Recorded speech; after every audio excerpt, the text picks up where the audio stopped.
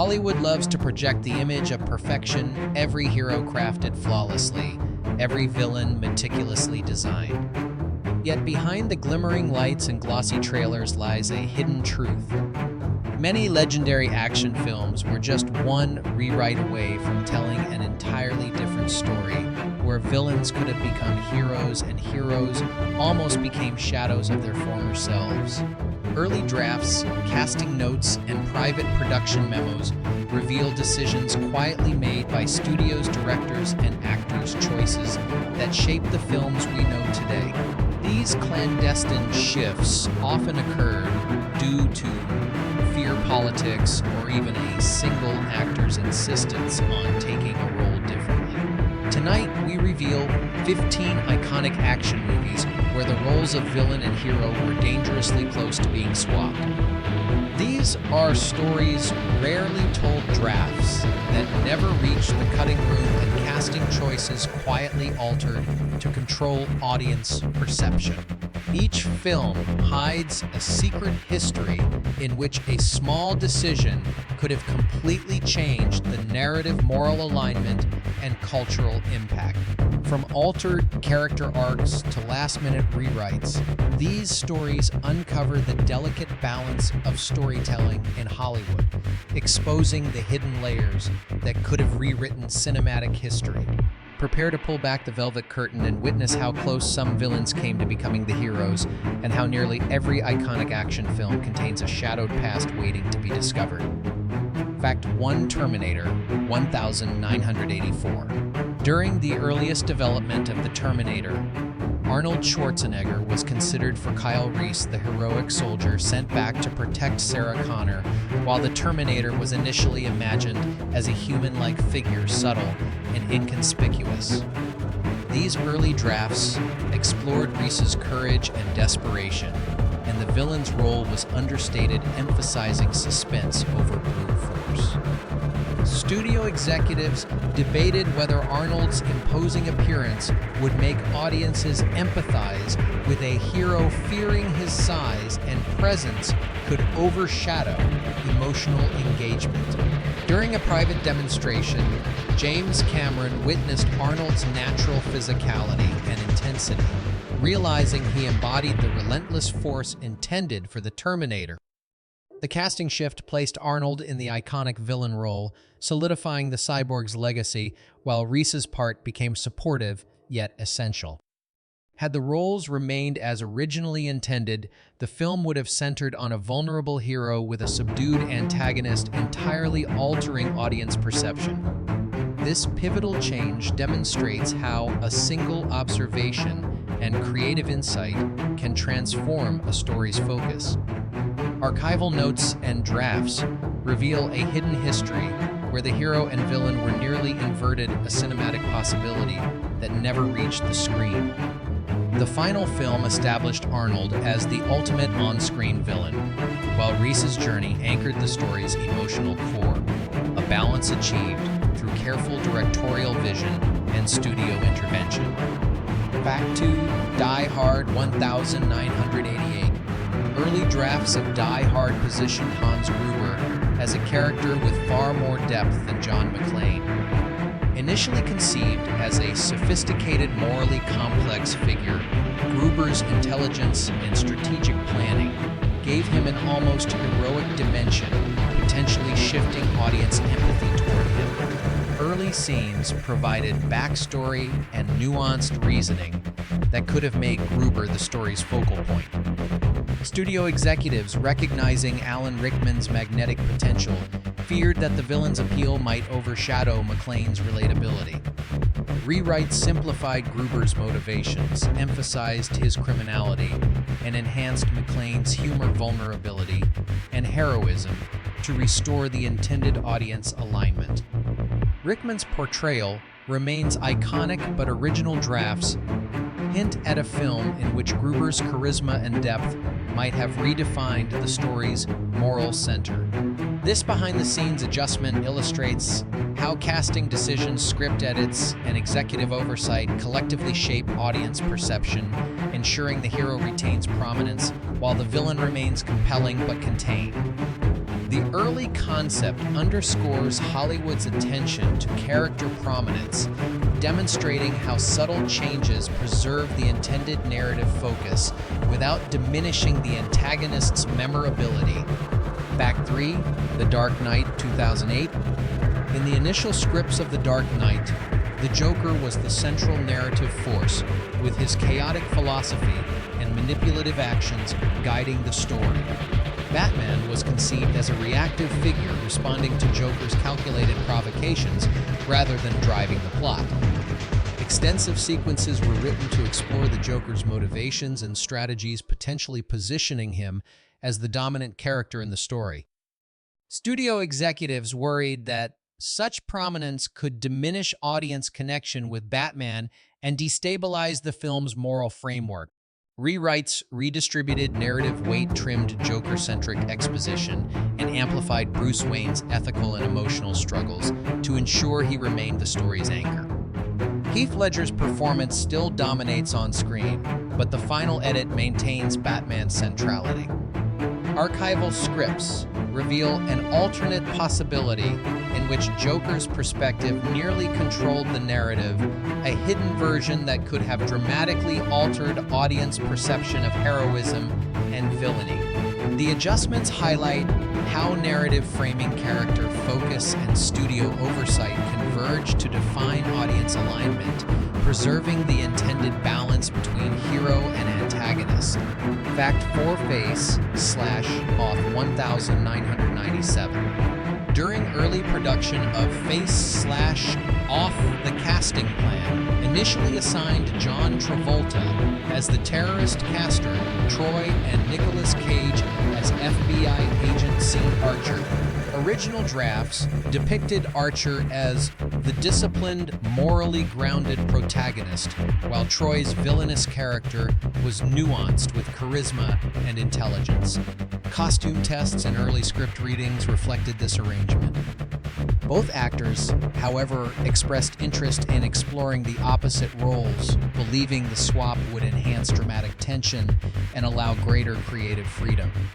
Director John Woo agreed, resulting in a pivotal casting reversal that reshaped the story's psychological complexity and suspense. Rewrites emphasized identity swapping, heightened emotional stakes, and amplified character interplay. The final film presented an iconic duel between two actors portraying each other's roles, creating a unique cinematic dynamic. Archival materials indicate that the original casting could have led audiences to align empathy differently, potentially viewing Troy as the story's center and Archer as secondary. This near reversal demonstrates the influence of actor input, directorial vision, and narrative restructuring on audience perception, illustrating how minor production decisions can profoundly affect the story's focus, tension, and character dynamics. Fact 5, Speed 1994. In early drafts of Speed, Howard Payne was conceived as a psychologically complex figure, a former bomb squad officer driven by past failures and a desire for recognition. His actions, including the elaborate bus traps, were initially framed as responses to a world that undervalued his skills rather than pure criminality. Jack Traven was positioned as a reactive character responding to Payne's calculated moves. Test screenings and studio reviews revealed concerns that audiences might sympathize with Payne over Traven, undermining the narrative focus on the hero. Rewrites simplified Payne's motivations, emphasized his threat, and elevated Traven as a competent, moral protagonist. Scene restructuring, dialogue adjustments, and pacing changes reinforce the audience's alignment with Traven while maintaining suspense and high stakes. Archival drafts suggest a story with blurred moral boundaries, where Payne's depth could have created ambiguity regarding the hero-villain dynamic. The final film successfully clarified roles while preserving tension, demonstrating the critical role of studio intervention and script refinement in shaping character perception and sustaining audience engagement in a high-energy action thriller. Fact 6. RoboCop 1987. The earliest scripts for RoboCop centered on Dick Jones, the corporate executive portraying him as the morally ambiguous protagonist trying to stabilize Detroit through technological solutions. Alex Murphy was a supporting figure, his personal struggles secondary to Jones's strategic decisions and moral calculations. Early storylines explored Jones's internal conflicts and corporate ethics, creating a complex narrative centered on authority and pragmatism. Studio concerns regarding audience empathy prompted substantial rewrites, elevating Murphy to protagonist status and positioning Jones as a clear antagonist. Dialogue and scene revisions highlighted Murphy's humanity, moral integrity, and emotional journey, while emphasizing Jones's ruthless ambition and corporate greed. These changes ensured audience alignment with the hero and clarified narrative stakes. Archival notes reveal a previously unrecognized version in which a corporate executive guided the story, demonstrating how casting, narrative restructuring, and studio oversight profoundly affect character, focus ethical interpretation, and the audience's perception of heroism and villainy in action cinema. Fact 7. Lethal Weapon 1987. The earliest drafts of Lethal Weapon portrayed Martin Riggs as an unpredictable, potentially dangerous cop whose personal grief and psychological instability created tension both within the story and for the audience's perception of morality. These initial scripts emphasized his volatile nature, leaving uncertainty over whether he could be considered a conventional hero. Studio executives expressed concern that audiences might struggle to empathize with such an unstable protagonist, fearing his behavior could overshadow the narrative's moral clarity. Rewrites softened Riggs, highlighting his vulnerability, humor, and ethical instincts while maintaining an edge that kept the character compelling. His relationship with Roger Murtaugh was expanded, serving as an emotional anchor and balancing his unpredictability. The final script transformed Riggs into the heroic yet flawed figure audiences embraced, while preserving elements of suspense and tension from the original conception.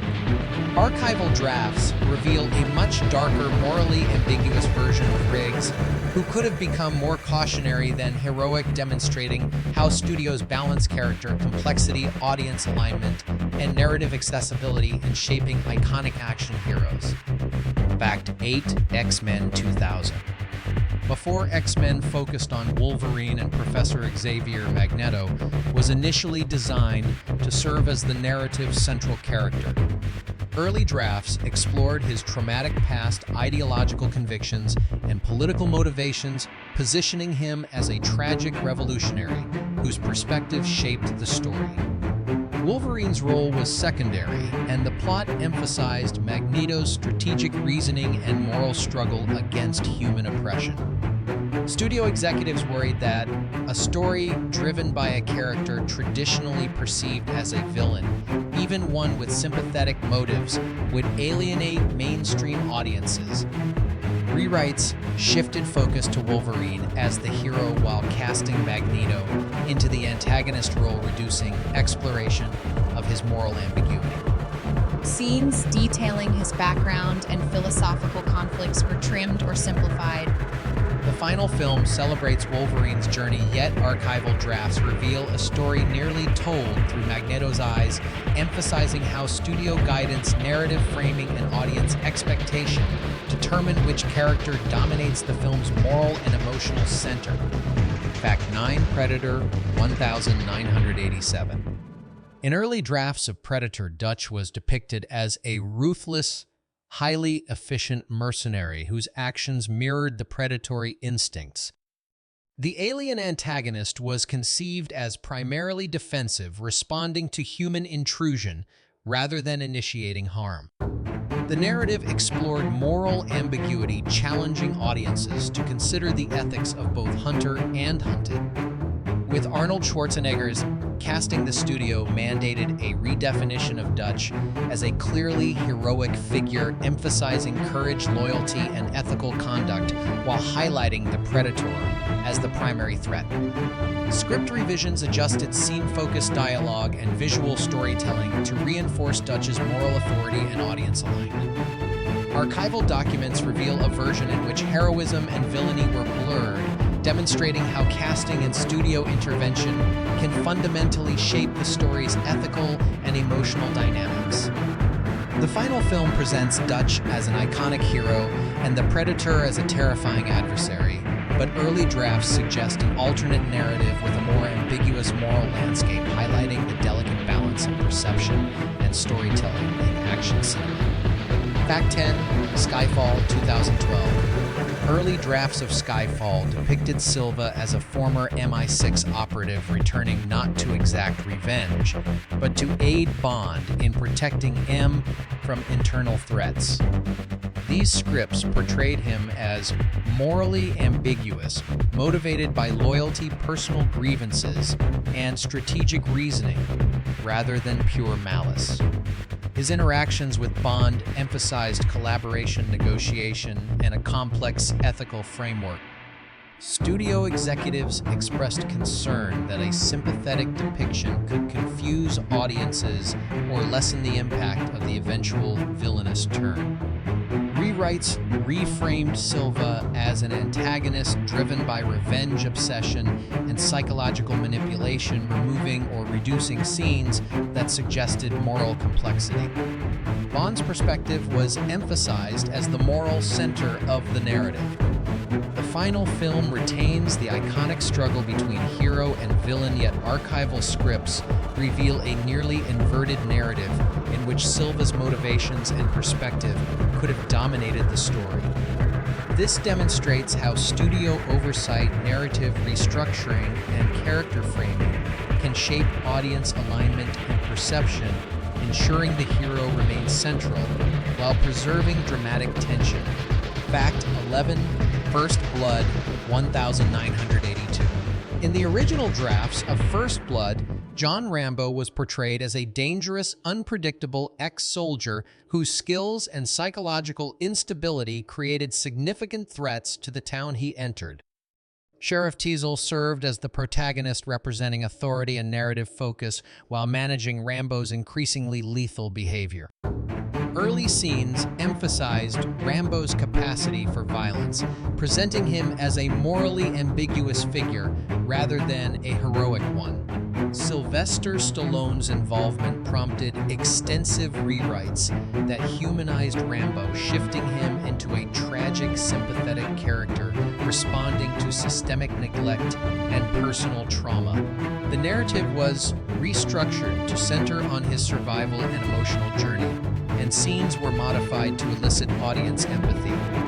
Archival drafts reveal an alternate story in which Rambo's role as a threat dominated, demonstrating how casting choices and actor influence can reshape character alignment, thematic focus, and audience engagement in an action film, transforming a morally complex figure into a celebrated hero. Fact 12, The Bourne Identity 2002. The earliest treatments of the Bourne Identity positioned Treadstone, the covert government program, as a heroic force controlling a dangerous rogue operative. Jason Bourne was depicted primarily as an unpredictable, threatening figure whose amnesia compounded his instability. Early storylines emphasized the agency's perspective, focusing on its efforts to neutralize him as a risk to global security. Casting Matt Damon and emphasizing audience empathy prompted a narrative inversion, positioning Bourne as the protagonist and Treadstone as the morally ambiguous antagonist. Dialogue, scene emphasis, and story focus were adjusted to highlight Bourne's struggle for identity and survival, while the agency's role shifted to that of the oppressive force. Archival drafts reveal a nearly reversed narrative in which Bourne was a potential villain, illustrating how casting perspective and studio guidance can redefine narrative alignment, ethical interpretation, and audience engagement in a high-stakes espionage thriller. Fact 13, Batman 1989. During early development of Batman, the Joker was considered as the central narrative figure, with storylines focusing on his chaotic philosophy, elaborate schemes, and psychological complexity. The character was written to dominate the narrative, potentially guiding audience perception and controlling the film's morale and emotional direction. Michael Keaton was even considered for the role, reflecting studio interest in experimenting with unconventional casting. Director Tim Burton insisted that Batman remain the central hero, prompting the recasting of the Joker with Jack Nicholson and restructuring key scenes to shift narrative emphasis. Dialogue, pacing, and visual composition were adjusted to maintain Batman's prominence while preserving the Joker's menace. Archival scripts reveal a version in which the Joker almost led the story, demonstrating how casting, directorial decisions, and studio oversight determined character dominance and audience alignment, ensuring the hero's journey remained the primary focus while retaining a compelling antagonist. Fact 14, The Rock 1996.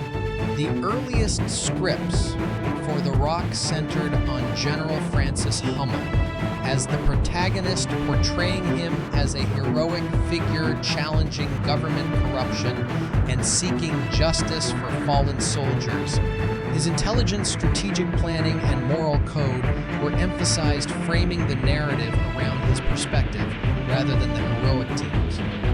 Studio concerns regarding audience alignment and political implications prompted rewrites that repositioned Hummel as the antagonist while amplifying the perspective of the hero team. Scenes exploring Hummel's motivations and ethical complexity were reduced, dialogue was rewritten, and visual emphasis shifted to highlight the protagonist's journey. Despite this, Ed Harris's performance retained subtle traces of the character's original dignity.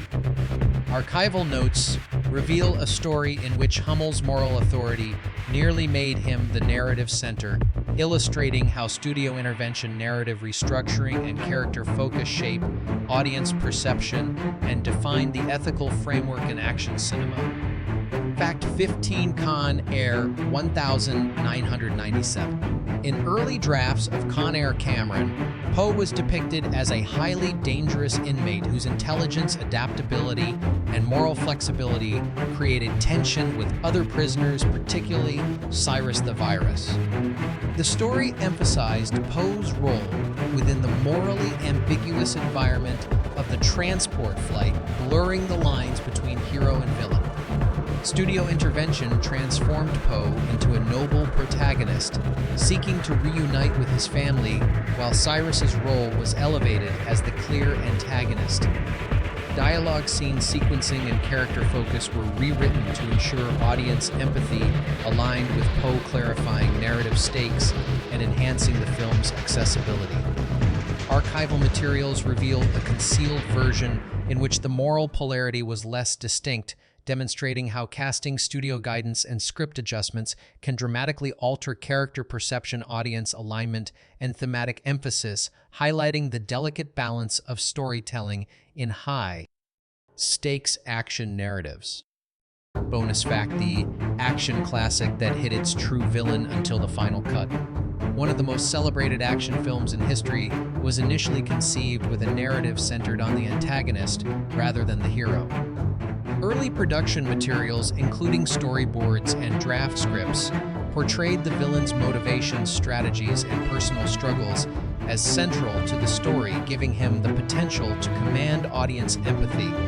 Scenes focused on the villain's intelligence, planning, and ethical dilemmas, while the hero's role was comparatively reactive.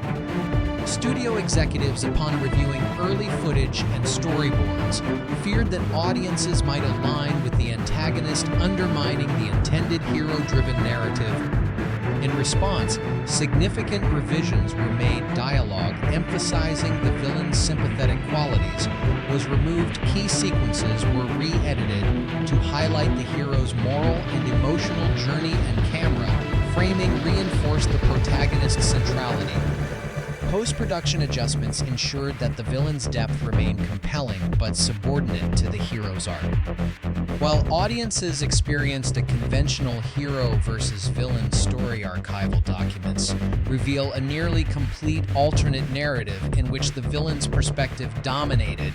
This concealed iteration illustrates how studio oversight, editorial restructuring, and narrative framing can dramatically influence audience perception, character alignment, and thematic emphasis. The hidden history demonstrates that even iconic films often contain suppressed creative possibilities, revealing a delicate balance between storytelling intention, production decisions, and audience reception. Behind the scenes, this nearly untold version stands as a testament to Hollywood's capacity to reshape narratives to maintain clarity, tension, and the heroic focus audiences expect even when the original concept explored far more ambiguous moral territory. Now that you've discovered how close some villains came to becoming heroes, remember that Hollywood's most iconic action films were shaped by countless unseen choices.